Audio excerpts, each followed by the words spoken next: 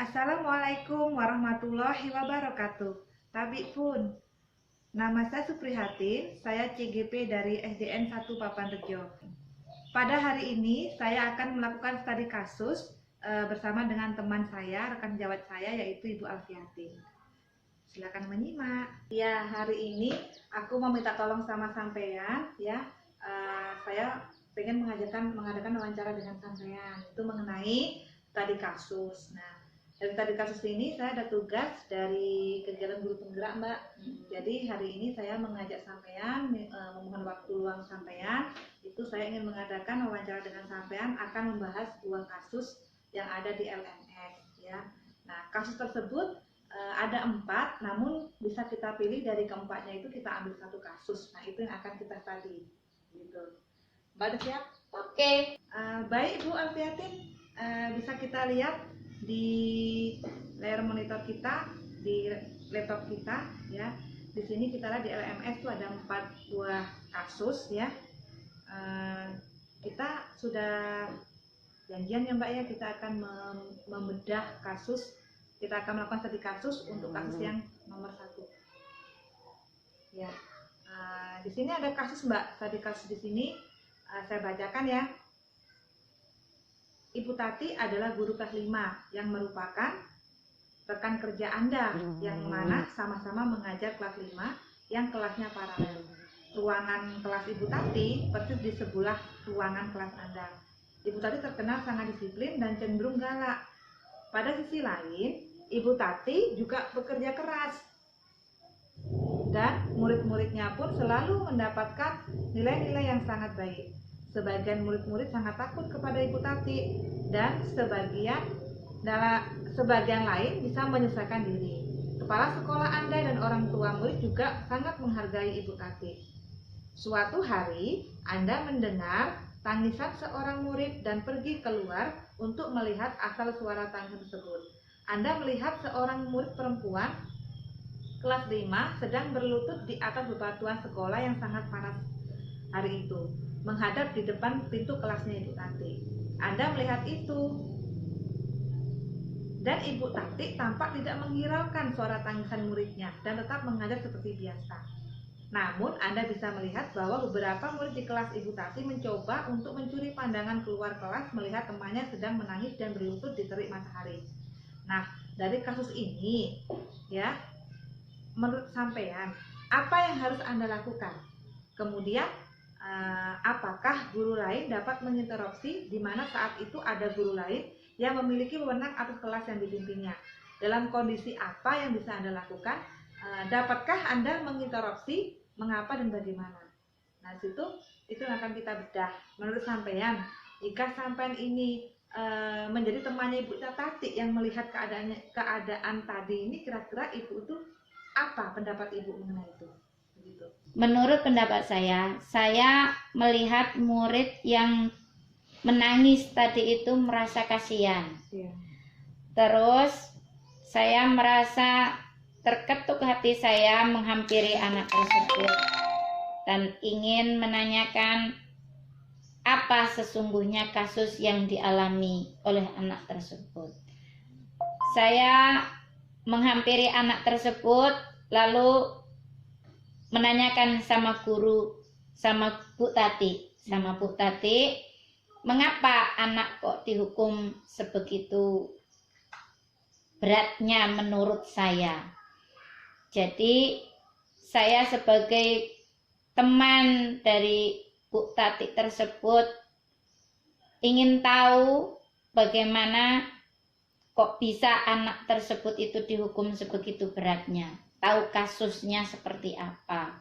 Jadi sebagai teman itu harus bisa saling menasehati, saling memberi saran untuk memecahkan kasus tersebut. Kalau hukuman itu terlalu berat untuk anak, jangan sampai terlalu berat untuk anak, karena bisa membuat anak itu menjadi trauma, menjadi dia itu nggak pengen lebih giat belajar karena sudah takut dengan hukuman yang dia dapat.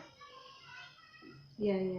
Jadi dari pendapat Ibu tadi, menurut Ibu nih, dari apa yang sudah dilakukan oleh Ibu Tati kepada muridnya tadi, menurut sampean itu sudah benar atau gimana? Kalau menurut pendapat saya itu belum benar, belum setuju benar. Karena pendidikan kita sebagai tenaga pendidik itu jangan membuat anak itu memberatkan anak, jangan sampai seperti itu. Karena untuk kedepannya generasi penerus kita jangan sampai trauma dengan hukuman yang diberikan kepada anak. Iya. Jadi saya paham. Nah, kalau menurut Ibu ini dari sebuah kasus tadi antara Bu Tati dengan muridnya ini, menurut Ibu ini kira-kira Bu Tati ini sudah apa ya? Dari kegiatan ini ada nggak pelanggaran hukum yang dilarang oleh beliau? Apakah itu termasuk melanggar hukum atau bagaimana menurut Ibu? Kalau menurut saya itu pun melanggar hukum. Ya. Melanggar hukum. Ya. Karena melanggar hukum kan apa? Setiap pengajar kalau untuk sekarang tidak boleh membuat anak itu trauma, membuat anak itu tidak mau sekolah. Dia itu harus dipacu untuk giat belajar dan giat belajar. Hak anak itu untuk menempuh pendidikan. Jadi selayaknya anak itu harus giat lagi belajar bagaimana caranya, jangan sampai hukuman dari guru itu terlalu berat untuk anak tersebut. Iya Ibu, ya saya sangat setuju sekali dengan seperti itu. Kalau menurut Ibu ini lagi ya, kalau misalnya itu adalah murid sampean begitu ya, terus sampai sebagai Ibu Tati, ya mungkin ketika sampean bertanya kepada si anak, mungkin anak tersebut tuh mungkin ada suatu pelanggaran yang mengakibatkan anak itu harus melaksanakan hukuman begitu ya. Menurut Ibu nih, kalau misalnya Ibu ini sebagai Bu Tati, mungkin anak ini mungkin tidak mengerjakan PR sampai ada hukuman seperti itu. Kalau misalnya sampai ini Bu Tati dan ada anak sampean itu yang tidak mengerjakan PR ya, bagaimana nih sikap Ibu untuk menyikapi anak tersebut? Ataukah Ibu akan melaksanakan seperti yang dilaksanakan oleh Ibu Tati, memberikan sebuah hukuman atau bagaimana? Menurut Ibu bagaimana itu? Kalau menurut saya tidak akan menghukum anak. Saya hanya membuat PR tambahan agar anak itu lebih giat belajar, untuk memacu anak itu agar senang mengerjakan PR, tidak membuat dia itu ibaratnya sakit hati, terpukul. Nah, bagaimana caranya saya itu akan menambah PR-nya dia lagi, atau biar semangatnya dia itu bagaimana? Gitu. Iya Ibu ya. Jadi dengan cara Ibu itu menambahkan PR kembali, kan ini si anak nih misalnya dihukum karena gara-gara tidak mengerjakan PR tuh, sampai dihukum di terik matahari.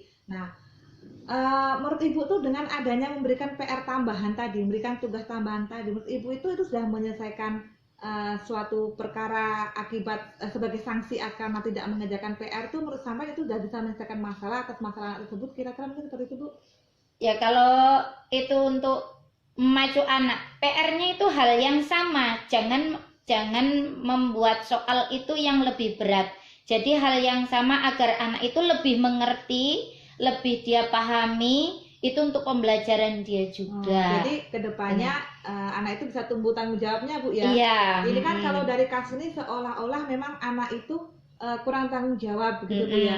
Tapi kalau dilihat dari situasi kasus ini, kita lihat mungkin ketika Ibu ini bertanya kepada Bu Tati alasannya apa, mungkin karena anak ini sudah melanggar suatu aturan, mungkin anak ini tidak mengerjakan PR sehingga mungkin sudah ada aturan tertulis, mungkin ada kesepakatan kelas kalau tidak mengerjakan PR maka harus mengerjakan di luar, ada hukumannya seperti itu ya Bu ya. Nah, kalau menurut Ibu ini kira-kira jika Ibu ini sebagai Bu Tati, perlu nggak dibuatkan sebuah kesepakatan di kelas biar anak itu ada tanggung jawab yang jelas begitu? Kalau untuk kesepakatan harus ada, karena itu juga untuk memotivasi anak. Nanti kan anak itu berbeda-beda, anak itu nggak akan sama. Dia ketika itu ada PR kadang lalai, terus itu dia itu lupa, ada yang lupa mengerjakan. Kalau namanya manusia itu wajar antara lupa itu mengerjakan sesuatu, itu nggak apa-apa. Tapi untuk anak, dia itu bagaimana kalau itu mengerjakan PR itu lebih giat. Caranya yaitu tadi, setiap ada PR kita nilai terus biar anak itu semangat untuk belajar. Jadi secara langsung kita harus menyemangati anak itu dari intrinsik dari dalam diri anak, Bu ya. Kalau seperti yang sudah dilakukan Bu Tati itu, kalau menurut Ibu, apa yang sudah dilakukan Bu Tati itu kira-kira sudah melanggar bukan melanggar. Ada nggak itu tercermin nilai-nilai kebajikannya itu kira-kira bagaimana? Nilai-nilai kebajikan yang dimiliki oleh si anak itu apakah ada? Apakah Bu Tati juga ada nilai kebajikan di situ? Kira-kira ada nggak Bu nilai kebajikan dari kasus tersebut? Atau mungkin nilai kebaikan yang sudah dilanggar atau sudah dilaksanakan seperti itulah.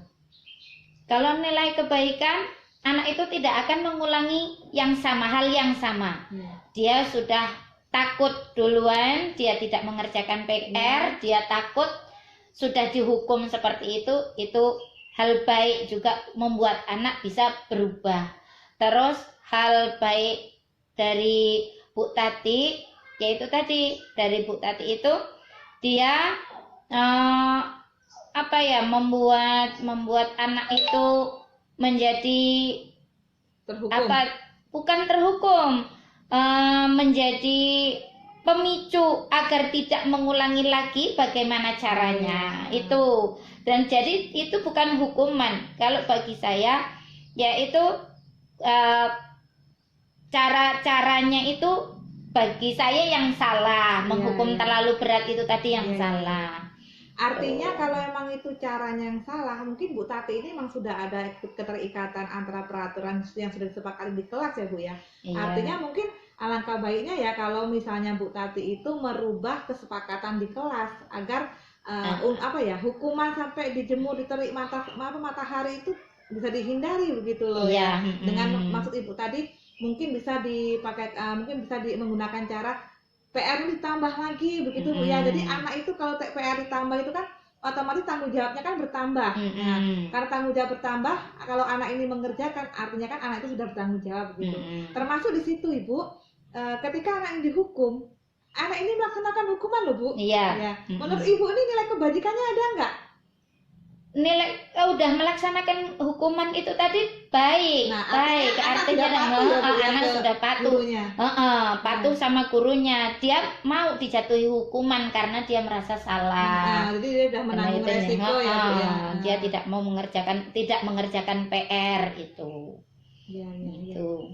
Baik Bu, saya paham sampai situ. Nah, kalau menurut Ibu ini kan nilai kebajikannya Bu Tati itu apa Bu? Kalau tadi kan Ibu udah menjelaskan pada sisi anak tuh, tanggung jawab anak tuh sudah ada gitu kan ya, terus kepatuhan anak juga sudah ada gitu. Di sini anak tidak kepatuhan sudah ada, tanggung jawab juga ada, tapi sedikit anaknya juga sudah melanggar tanggung jawab karena tidak mengerjakan PR ya Bu ya. Walaupun itu ada alasan tertentu yang buat anak itu sampai melaksanakan hukuman gitu. Tapi dengan melaksanakan hukuman itu satu anak sudah menurut, sudah melakukan kewajibannya begitu ya. Itu tanggung jawab juga ya Bu ya, nggak salah. Jadi kita nggak bisa menyalahkan ke muridnya gitu. Hanya sekarang kita ini kembali kepada Bu Tati. Ini kira-kira Bu Tati ini nilai kebajikannya Bu Tati itu apa kira-kira? Kalau menurut saya nih Bu ya, kalau sudut pandang saya ini Bu Tati sudah menghukum loh Bu gitu. Ya walaupun dia menghukum, tapi nilai kebajikan dari Bu Tati ini, dia itu sudah memberikan PR. Dia itu kan sebagai tenaga pendidikan bagaimana meningkatkan pembelajaran. Dia membuat PR, tapi itu dia sudah aktif memberikan PR anak itu biar paham mengenai pembelajaran itu. Nah, itu dari sisi baiknya itu sudah bagus menurut saya itu nih Bu Tati itu. Jadi apa yang dilakukan Bu Tati itu sebenarnya sudah salah satu niat Bu Tati untuk memberikan motivasi agar anak itu mau semangat mengerjakan PR. Salah satunya dengan memberikan hukuman. Nah, mungkin bisa jadi Bu Tati itu seperti itu karena mungkin rasa keadilan Bu Tati ya, karena mungkin sudah ada tertulis yang tidak mengerjakan PR maka ada hukuman dijemur diterik matahari. Nah, kalau sampai kalau sampai Bu Tati ini tidak melaksanakan kesepakatan itu, kira-kira Bu Tati ini bagaimana di mata teman-teman yang lain di kelas? Ya, kalau menurut saya Bu Tati yang tidak komitmen dengan perjanjian itu, dia melanggar aturan yang sudah dibuat komitmen tadi itu. Iya benar. Jadi bisa jadi Bu Tati itu melakukan itu karena memang beliau ini mau melaksanakan komitmen di kelas karena adanya kesepakatan tadi Bu ya. Artinya Bu Tati juga nggak salah nih kalau melaksanakan komitmen kelas. Nah, jadi kalau menurut Ibu ini kesalahannya di mana Bu yang perlu diperbaiki? Kesalahan peraturan atau Bu Tatinya kah atau anaknya kah yang perlu ditata kembali agar tidak terjadi hal seperti itu lagi. Agar tidak terjadi hal yang seperti itu, tidak memberatkan ke anak. Terus ibu juga, Bu Tatiknya juga memberikan pembelajaran itu lebih mudah. Itu jangan memberatkan anak dengan hukuman yang sebegitu berat. Terus Bu Tati juga harus punya rasa kasih sayang dengan anak. Karena apa? Dengan rasa kasih sayang mungkin anak itu tadi yaitu pengen belajar lagi, ditambah mungkin anak yang dihukum tadi itu kesulitan loh dia pembelajarannya.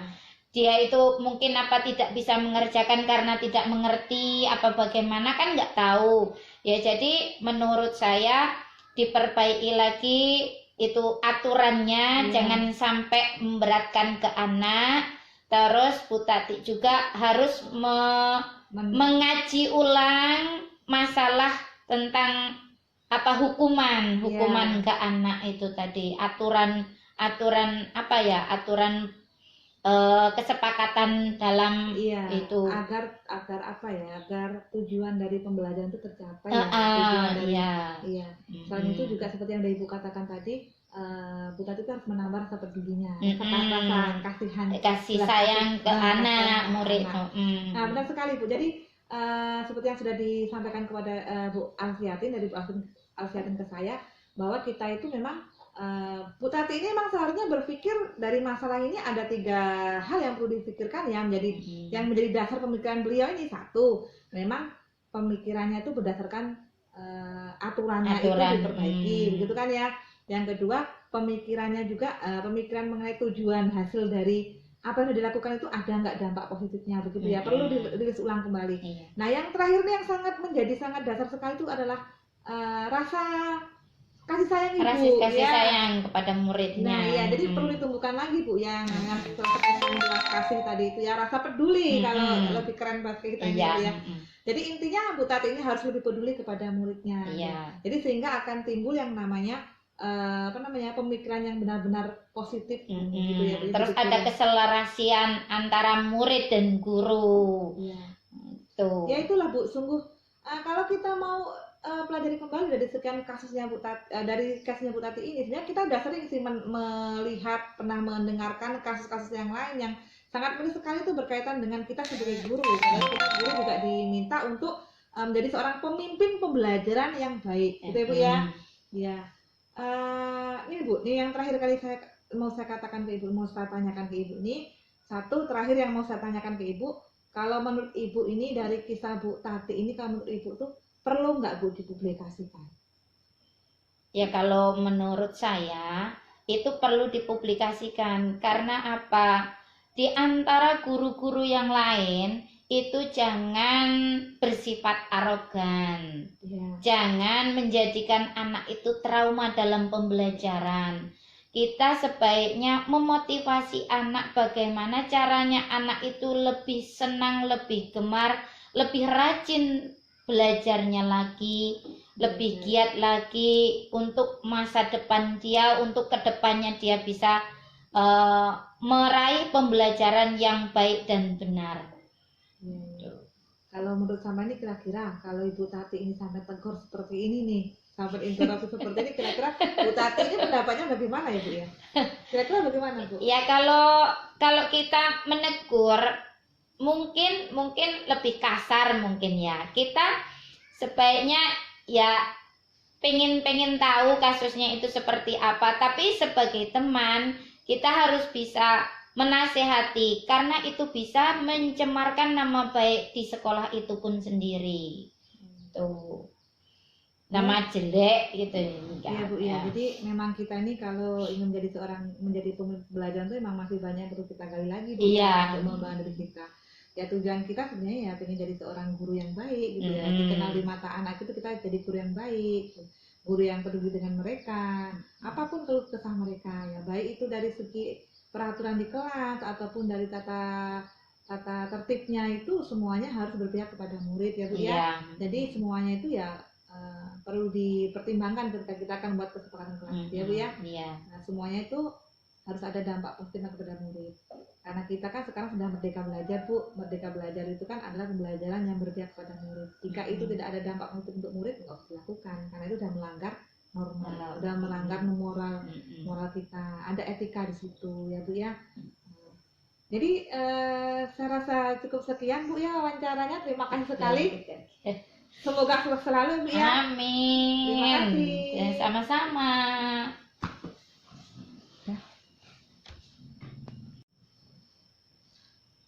Demikianlah tadi hasil wawancara saya dengan Ibu Alfiatin. Sangat menyenangkan sekali. Ternyata Ibu Alfiatin itu pendapat beliau sangat luar biasa sekali.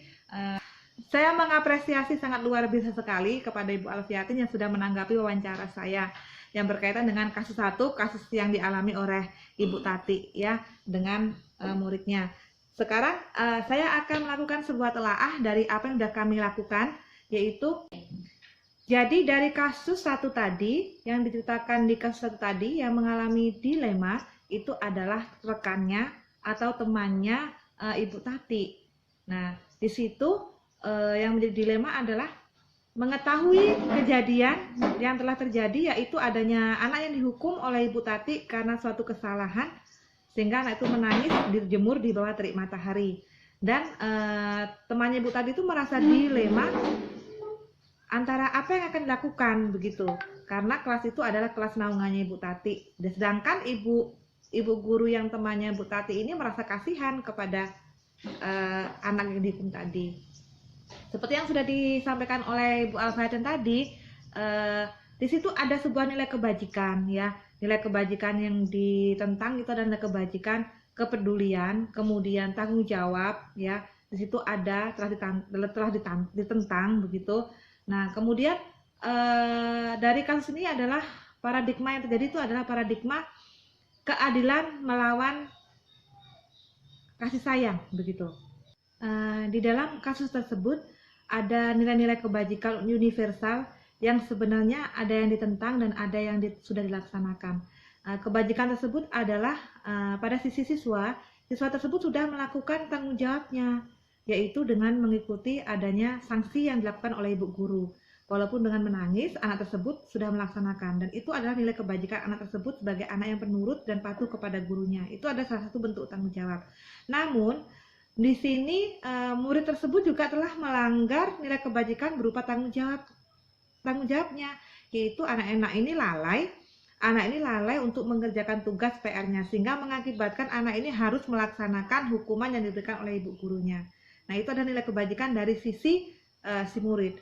Nah, sekarang nilai kebajikan yang telah dilakukan oleh Ibu Tati itu adalah Ibu Tati ini sudah melaksanakan komitmen.